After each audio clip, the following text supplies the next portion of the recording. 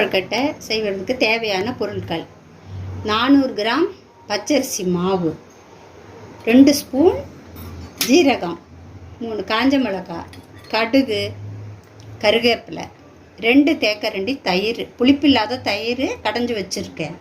இது தாளிக்கிறதுக்கு தேவையான தேங்காய் எண்ணெய். தேவையான அளவு ருசிக்கேற்ப உப்பு சேர்த்துக்கலாம். இதில் நமக்கு எவ்வளோ தேவையோ அந்த அளவுக்கு உப்பு சேர்த்துக்கணும். 2 டம்ளர் மாவுக்கு 2 டம்ளர் தண்ணி வச்சுக்கணும் அளவு. அதில் உப்பு நமக்கு தேவையான அளவு உப்பு போட்டுக்கணும். அதில் கட்டி வராமல் செருக மாவை போட்டு கிளறணும். எனக்கு செருக கொட்டி கிளற முடியாதுங்கிறதுனால நான் அதில் விடுற தண்ணியில் பாதி இதில் விட்டு கரைச்சி வச்சுட்டுருக்கேன். இப்போ கட்டி இல்லாத கிளற போகிறேன்.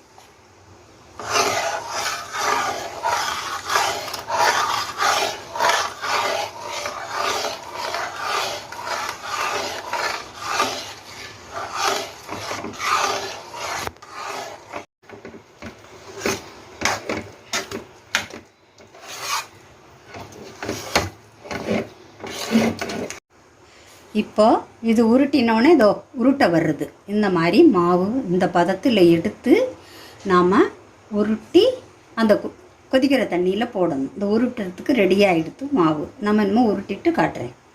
இப்போ தண்ணி நல்லா தளதளன்னு கொதிக்கிறது. இப்போ இந்த உருண்டையெல்லாம் இதில் போட்டு நான் வேக வைக்க போகிறேன்.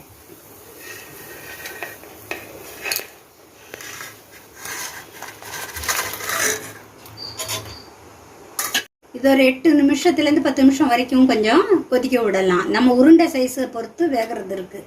நல்லா வெந்ததும் இறக்கிட்டு அப்புறம் அடுத்தது சொல்கிறேன். இப்போ கொழுக்கட்டை நல்லா வெந்துடுத்து. இதை இப்படி எடுத்து இது பாத்திரத்தில் போட்டுக்கிறேன். இது என்ன வடிகட்டி எடுத்துக்கணும்லம்மா, தண்ணி இல்லாமல்? ஆமாம், கொஞ்சம் தண்ணி இருந்தால் பரவாயில்ல, லேசாக அப்படி வடிச்சாப்பில் எடுத்துக்கலாம்.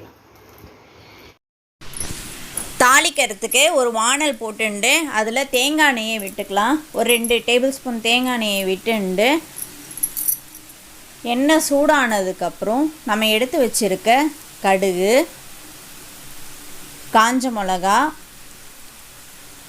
கருவேப்பிலை போட்டுக்கலாம். காஞ்ச மிளகா கொஞ்சம் நிறம் மாறினதுக்கப்புறம் ஜீரகத்தை போட்டுக்கலாம். ஜீரகம் ஆரம்பத்திலே போட்டோம் அப்படின்னா கருகிடும். ஸோ இது கொஞ்சம் பொன்னிறமானதுக்கப்புறம் நம்ம ஜீரகத்தையும் போட்டுக்கலாம். இப்போ ஜீரகம் போட்டுண்டாச்சு. ஜீரகம் படபடன்னு வெடித்ததுக்கப்புறம் நம்ம வேக வச்சு எடுத்த அந்த தண்ணியில் போட்டு வேக வச்சு எடுத்த அந்த கொழுக்கட்டை இதில் கொட்டி நம்ம கலரிக்கலாம்.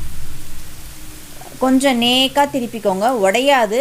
இருந்தாலும் கொஞ்சம் ரொம்ப அழுத்தி ரொம்ப பண்ணாமல் கொஞ்சம். இப்போ தாளிப்பை நான் பெரட்டிட்டேன். இது மேலே நம்ம இந்த தயிரை விடுறேன். தயிரை விட்டுட்டு எல்லாம் நம்ம சாப்பிட்றதுக்கு ரெடி பண்ணலாம்.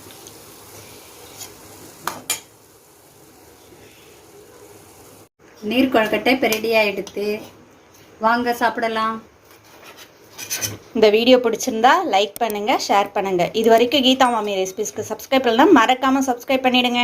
தேங்க்ஸ் ஃபார் வாட்சிங் வித் மீ சீதாலட்சுமி. பாய்.